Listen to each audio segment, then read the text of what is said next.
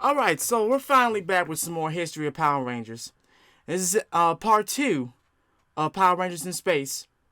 Probably one of my favorite parts of this because of the fact that the infamous Psycho Rangers have to be talked about in this. It has to be. Has to be. So, further ado, let's have a look at this. The downside of making someone so categorically evil is that they suddenly don't really care about their previous loyalties. The thing is, Astronema followed Dark Spectre because the forces of evil raised her and made her believe her enemy was the Power Rangers. Right. However, now that she's in full-on evil mode, she sees no reason to actually be loyal to Dark Spectre, opting instead to want to destroy him and take his place as the Grand Monarch of Evil. Her plan is brilliant, and we finally get something we've been wanting since the show began. Evil Power Rangers. Yes. These are the Psycho Rangers, and Psycho is a perfect description. The Psycho Rangers are completely insane, driven by psychopathic rage to destroy their Ranger counterparts to the point of single-minded obsession. We're faster than you, Smarter than you, stronger than you. And they live up to that boast, easily able to outfight the Rangers. To make matters worse, they absorb the Rangers' minds and gain information about how they fight, meaning they can outthink them in battle. Where they came from is never really explained, though it's implied that they're actually monsters, transformed into this state because when they're forced to go giant-sized, they take on monstrous forms. However, Astronema didn't just bring the Psychos in to destroy the Rangers. She's tied their energy directly into Dark Spectre. That way, the more energy they burn up, the more Dark Spectre is diminished. As such, she repeatedly recalls the Psychos away from finishing off the Rangers because not enough of Dark Spectre has been drained. Still, even when they're recalled away, they do get their point across. The Psychos outfight the Rangers in every major encounter they have. Yes. Even when it's just one or two of them. They do manage to start picking off the Psycho Rangers one at a time, but it's not easily done. Psycho Pink is the first to fall, and even then it's more because of the fact that the Psycho's own obsessions keep them from cooperating with each other. Exactly. In my opinion, the highlight of the Psycho Rangers saga is 5 of a Kind. TJ comes up with the idea of swapping opponents for their next encounter. And you know what the crazy thing about this is? Hold on, go back real quick.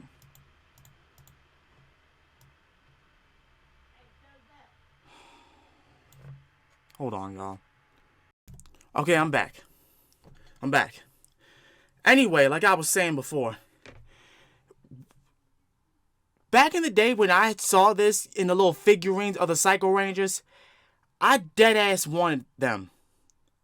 I deadass wanted some Psycho Ranger action figures. But back then you couldn't get them because they never existed until, you saw that. And then, like, years later down the line,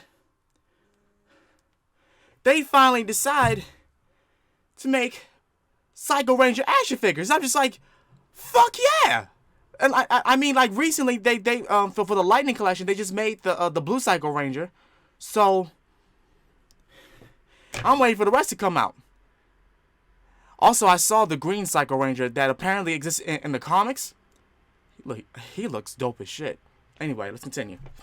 Comes up with the idea of swapping opponents for their next encounter, but the Psychos are easily able to switch them back around again and severely injure TJ. While TJ reviews the fight, the color on the monitor goes out, and he gets the brilliant idea of having everyone on the team wearing the same color. Not sure how the hell they all managed to get into Blue Ranger uniforms, but we'll pretend that they can do that. Another brief strategy they employ is to have Zane dress up as a Silver Psycho Ranger. Yes, I love that too. Enough to blast the Psychos. What's great about this episode is that it shows the team thinking outside the box in order to combat the Psychos. While the Psychos are still more powerful than them and are capable of putting up a damn good fight, seeing the Rangers actually being creative and utilizing new strategies is a major plus. And not done very often in previous series, where the most creative they got was a new one-off weapon or device. After the defeat of Psycho Blue, the last 3 Psychos managed to capture the Mega Voyager. The Rangers hunt after their Zords, finally locating it in a distant galaxy. While Zane distracts the Psychos, the Rangers attempt to retrieve the Zords. However, as it turns out, Psycho Yellow manages to use some kind of electronic possession ability to enter the Mega Voyager, taking control of it. Psycho Red takes on the Red Ranger personally, but help finally arrives in the form of the Astro Megazord. Psycho Yellow is expelled using the antivirus technique of hit it with a sword. All 4 Megazords go up against the remaining 3 Psychos and manage to destroy them. Dark Spectre survives the energy drain, but probably is weakened by the experience, as we'll see. The Rangers resume their search for Zordon in a single filler episode that feels completely at odds with what happened with the Psycho Rangers. Still, the Psycho Rangers weren't quite done yet. Right. Their spirits survived as ghosts, somehow, unable to harm the Rangers or be seen by them. So we have evil monster ranger ghosts, but not robot ghosts. In Mission to Secret City, the plot revolves around a monster kidnapping hundreds of people, including Andros and Carlos, and bringing them to a secret city. The two can't morph, and the people are enslaved. However, before we get into that, I should talk about an awesome Bulk and Skull moment. Throughout the season, they've been mostly just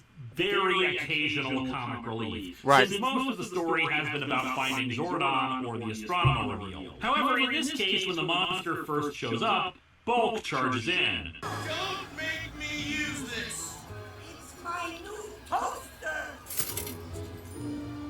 Sure, it's only a small moment, but it is a prelude to what happens in the season finale. What's really awesome about this one is that the other Rangers hatch a plan to get to the secret city and go all commando, coming prepared with explosives, their blasters, and other equipment. All the Rangers really get to kick ass in this episode and come off as very professional. Andros and Carlos manage to escape thanks to Andros' Battleizer. He decides to finally try the 3rd setting on the Battleizer, giving him the super armored form I mentioned that also grants him flight. Shockingly, the Battleizer mode isn't just glitter. Sure, it's pretty much just a way to sell toys, but it's an entirely American concept that Yeah, makes it sense, is. upgrading weapons in the war against evil. Anyway, the secret city gets teleported away along with all the people inside of it. Astronema tests the device on Bulk, Skull, and Phenomenus that digitizes them and stores them as data cards. Astronema plans to use the device to transform people into a new army for conquering the Earth. The Rangers find the city again and infiltrate it, the ghosts of the Psycho Rangers following.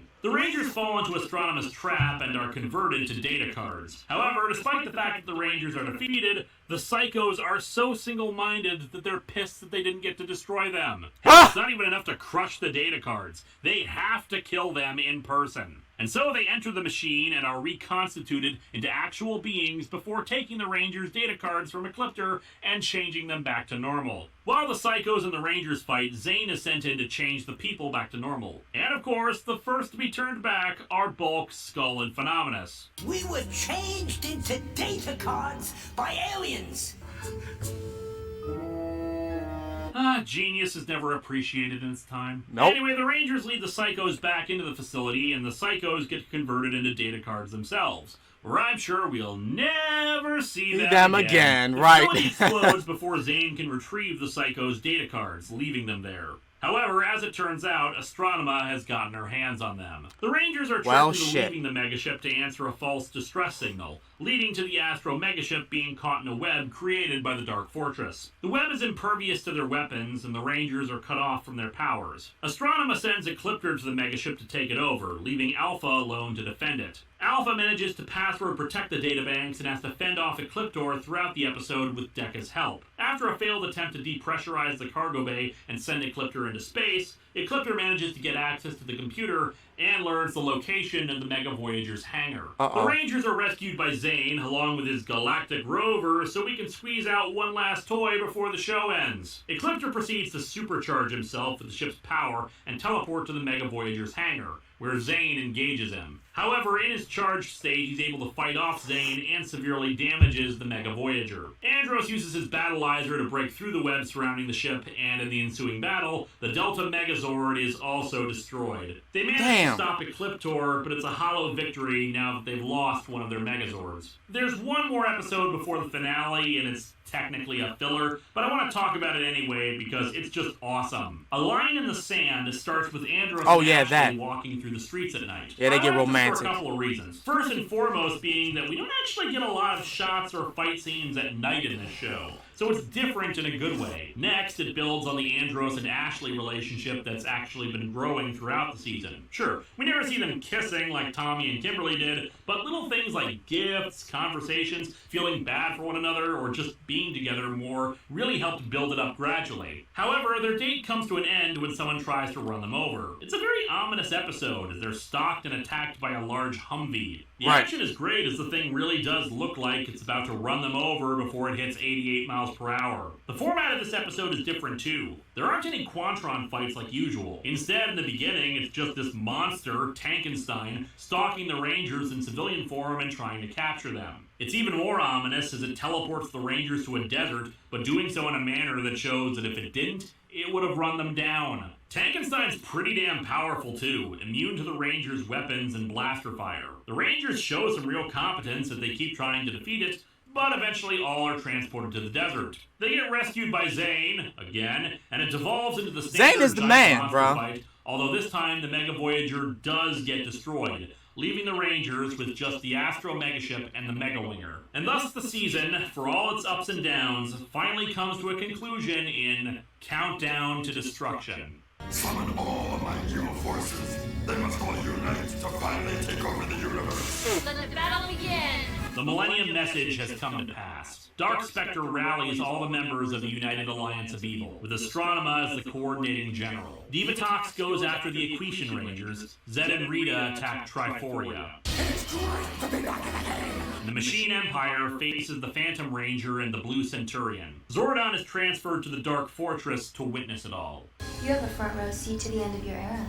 The Machine Empire also attacks the KO-35 rebels, who need reinforcements. Zane heads out to get the rest of the Rangers for help, but they inform him that the attacks are coming from every sector of the universe. The Rangers then detect a force of 1,000 Velocifighters heading straight to Earth. Damn. So the Rangers go there first. Zane faces the Velocifighters in the Megaship, while the Rangers head down to the surface to confront the invading Quantrons and Piranatrons. It's no simple attack on the abandoned buildings district either. There's widespread destruction and ground troops just swarming everywhere. However, it's more than apparent as the fight continues that the Rangers are simply outnumbered. They try to free as many people as they can, but even the Battleizer mode isn't enough against so many. The Rangers, blasted repeatedly, power down and withdraw. Zane eventually vacates the Megaship, I guess it's hiding behind the moon or something, it's not explained, and heads to the Mega Winger to deal with the remaining fighters. However, the sheer amount of Velocifighters finally overwhelms him, and the Mega Winger is destroyed. The Rangers regroup in the rubble, not certain of what to do. On the Dark Fortress, Astronema plans to annihilate the Earth with a fighter equipped with a specially designed torpedo made strictly for planet busting. However, Darkonda overhears and, upon realizing that he only has one life remaining, decides to seize his chance for power. He steals the fighter and flies out to Dark Spectre, launching the Planet Buster at him. While the blast does destroy Dark Spectre, who I'm going to assume has also been weakened thanks to Astronema's efforts with the Psycho Rangers, he manages to destroy Darkonda in his final seconds. In the wake of Dark Spectre's death, Zordon tries to pull Corone free of the Astronema personality. While the implants short-circuit for a moment, she remains her evil self. Astronema takes supreme control over all the evil forces. Divatox takes it well. Hey, what is everyone doing? Don't try to hurt! Get away from me! Part 1 ends with the Dark Fortress looming over what remains of Angel Grove. As Part 2 begins, Astronema addresses the Earth, demanding that the Power Rangers be handed over to her by the next morning, or she'll annihilate the planet. It's them or you. Hey, don't worry, guys. If you lose the Rangers, you've still got the Ninja Turtles at least. That night, the people are fearful that the Rangers have abandoned them. Listen, everyone. The Rangers have never let us down before. We have to believe they'll be here. We'll get back to Bulk and Skull in a minute, but it's always nice to see them stick up for the Rangers. The team discusses what to do. The idea of organizing resistance with the civilians is thrown out because they don't want to risk people's lives. Andros wants to go to the Dark Fortress in one last effort to convince Astronema to stop all this, but the others say it's clear that his sister is gone. The Rangers get back to work, still optimistic that they'll pull through. Andros sneaks off to go to the Dark Fortress, but Ashley finds him. It's a tender moment between the two, and he begins to tell her something if he doesn't see her again, but... I will see you again. The next morning, the people have been gathered, and Astronema demands the Rangers be handed over. The Rangers get ready to step in, but they're given a little more time from the most unlikely of sources. I am the Blue Ranger. I'm the Black Ranger. And so, Bulk and Skull's journey is complete. The two who stand and stare down Astronema are not the same people who wanted to be taught karate so they could learn how to beat people up. Over the course of the series, we have witnessed their transformation from bullies to good-natured bumblers. But here we finally see them stand as heroes. While this season didn't really work towards that development very much, the Phenomena stuff wasn't included very often and didn't do much to advance their characters anyway, their development has been over 6 years. Yes. 6 years of running from monsters, coming up with plans, trying to be good police officers, acting as detectives, and even trying to live in the everyday world have shaped these two into people who will look evil in the face without fear. But their greatest moment still has yet to happen. As more people declare themselves to be Rangers, as well as being Spartacus, Astronema just decides to destroy them all. We are the Power Rangers. Them? I mean, have we ever even met Zane? As the Rangers leap into battle, that talk about not wanting to risk the lives of civilians is tossed aside as Farkas Bulkmeyer and Eugene Skulovich lead the charge. Hold on, let's get in there. Move with me. Bulk and Skull's finest moment has arrived. Right. Fighting alongside They're the actually Rangers fighting. That's and bringing crazy. the ordinary people into the fight against evil. Not too shabby for the two who once got detention simply for failing an assignment. Meanwhile, Andros gets on board the Dark Fortress and creates a diversion, clearing the fortress's Andros gonna bridge. whoop some ass. He seals himself in, finally coming face to face with the real Zordon. However, their reunion takes on a grim reality. I know, that Zordon this was explains sad. that there's only one way to stop the forces of evil that have taken over most of the universe. Shatter my energy tube. No. He says that the good energy contained in the tube will sweep over the universe, defeating everything that is evil. However, this means that Zordon will die, though he says that his spirit will live on in all that is good. Andros can't bring himself to do it, but Astronema comes in for the final battle with Andros. The two fight, or rather, Andros gets tossed around until he deflects one of her own blasts back at her. She collapses, and Ecliptor manages to get in, seeing what's happened to her. He's pissed, and Zordon once again asks Andros to do what he has to. It is your duty as a Power Ranger to save the universe.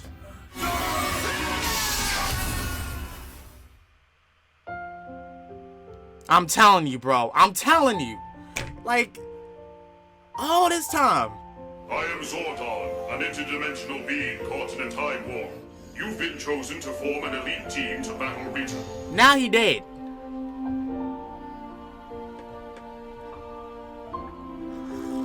Finally, the prophecy has been fulfilled. The Sixth Ranger is now one of us. By giving his coin to another Ranger, Tommy can prevent Rita from gaining its power. It is the only way. You are a strong and courageous fighter, Green Ranger, and an honorable man.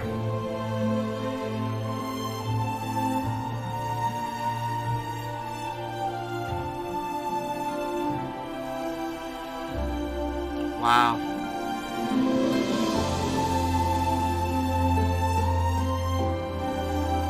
In your hearts, you will always carry the spirit of the Power Rangers, but your destinies lie elsewhere.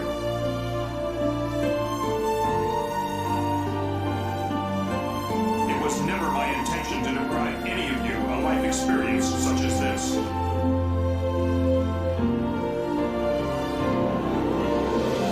First command center gone. A new day is upon Then us, and Zeo the Rangers time is came. come for you to accept the powers of the Zeo Crystal.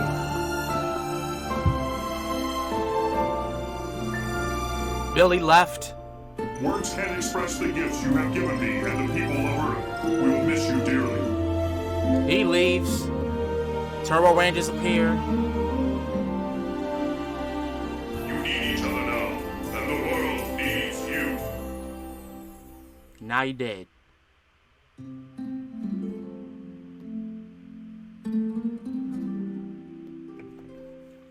People don't get this. Power Rangers is just a powerful thing, bro. Hold on, y'all.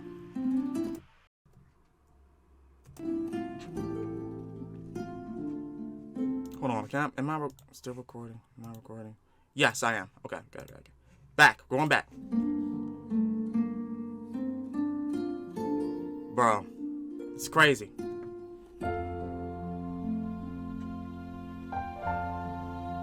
It's a powerful ass thing, bro.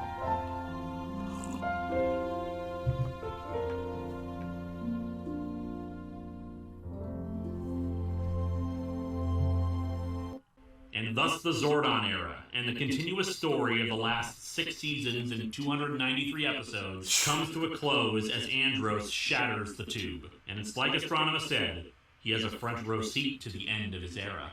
The energy released sweeps across the universe. Ecliptor is reduced to dust. Mondo and Machina are equally destroyed, as well as Elgar, thank God. Rita and Zed are changed into human beings who gleefully start dancing together. Divatox becomes a woman in white, making her look an awful lot like Demetria, lending credence to the theory that the two were sisters. The civilians on Earth celebrate, but Andros lands the Dark Fortress and carries out Astronema's dead body to the others. And in what is the only real misstep of the episode, Andros cries and his tears bring her back to life. What a crack, especially in an episode that was otherwise taking itself pretty damn seriously. Really, I'm just going to assume that it was a coincidence and the Z-Wave, as it is called in fandom, just took a bit longer to affect her. The Kilo 35 rebels return to their homeworld to begin rebuilding, and the Rangers say their farewells to Andros, Karone, and Zane. Ashley wants him to stay with them. Kilo 35 is my home. However, as that's the your Megaship girl. takes off, Andros is there. My home is with you guys. Hey, the Megazord's in the shop. About right there. And while the last season ended with the Rangers departing the Earth in defeat, the end of this one has them returning to it in victory. Power Rangers in Space is the final season that carries on directly from the previous one. From this point onwards, every season would start with an entirely original cast, save for Dino Thunder, but we'll get to that. Storylines were brought to a close, and Countdown to Destruction is considered by many to be one of the finest episodes in the entire show. From my own personal recollections, I can tell you that it's just as good as when I first saw it back then. Sure, there are things about it that I wish had happened. There are aspects like the magic tears that I wish had been done differently. But regardless of that, as an ending to all of Power Rangers, if this had been the true finale, it would have been awesome. This season is a space opera, and a glorious one at that. Unlike previous big bads, Astronema didn't usually bother with any ludicrous plans involving, say, making a Ranger want to continually eat all the time, or making them light as a feather. No, Astronema was a war general. She had an army that she utilized to fight the Rangers. Her goals were usually very specific, and while on one or two occasions they were downright goofy, most of the time she was very specific in her intentions. The recurring theme of this season, besides for the space opera, is ultimately the battle of good versus evil, and whether it's predestination that makes things evil, or is it by choice. The Wasp monster with a heart, the Evilizer device, Karone becoming Astronema, and yes, even the Teenage Mutant Ninja Turtles being controlled to do evil. All ask the question of whether or not evil is something you can just be. The Wasp monster in particular raises some interesting ethical questions concerning the Rangers' actions. Every previous monster that they've encountered seems to be evil, but if monsters exist that actually are good and peaceful, who's to say that previous monsters they've encountered haven't just been browbeaten into having to serve evil? While the question remains unexplored, the episode serves as an excellent analog to what happened to Karone. Raised to be evil, but ultimately is good. And while it has its wooby moments, it's otherwise an excellent episode where we finally see Cassie really get pissed off. But what did she give Astronema when the Wasp sacrifices itself for her could cut through steel? While I'm sure a lot of the themes are unintentional, there's a lot hinting going on with the filler episodes. There's also an episode where Astronema has to pretend to be Ashley and infiltrate the Megaship. She has to pretend to be someone good to accomplish her goals. She's a good person raised to be evil, impersonating someone good. It's a funny old world, isn't it? Ecliptor was a cut above the usual evil generals. He routinely kicked the Rangers' asses, but he had his own sense of ethics, particularly when it came to Astronema. I admit, I was disappointed that Ecliptor was reduced to dust by Zordon's energy wave, especially since he went through so much just trying to protect Astronema.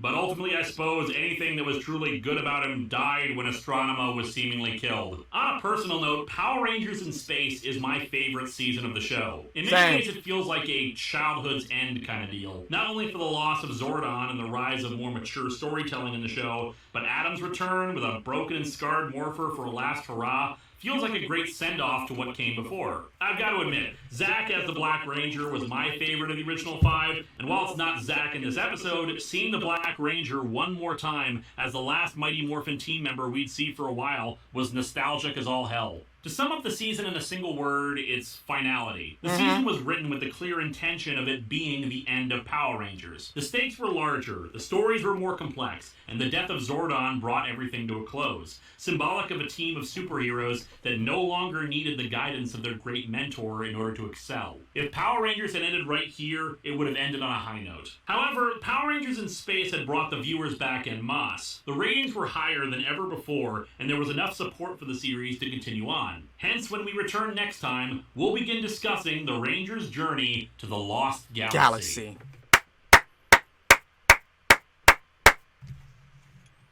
The world is very lucky to have you, and so am I. May the power protect you always. Hello, my friends. Please.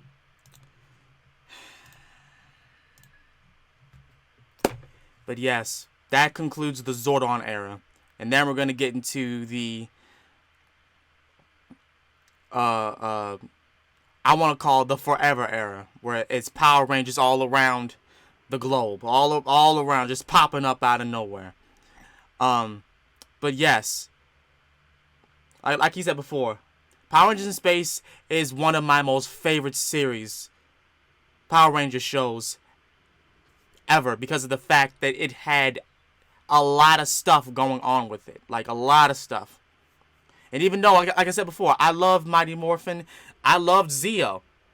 I didn't particularly like Turbo, but Space was the thing for me, you know? Let me know what y'all think down below about this series of Power Rangers, and expect to see more history of Power Rangers as we continue forward. As such, this has been Master Ryo Sakurai, and I'll see you guys next time. Peace.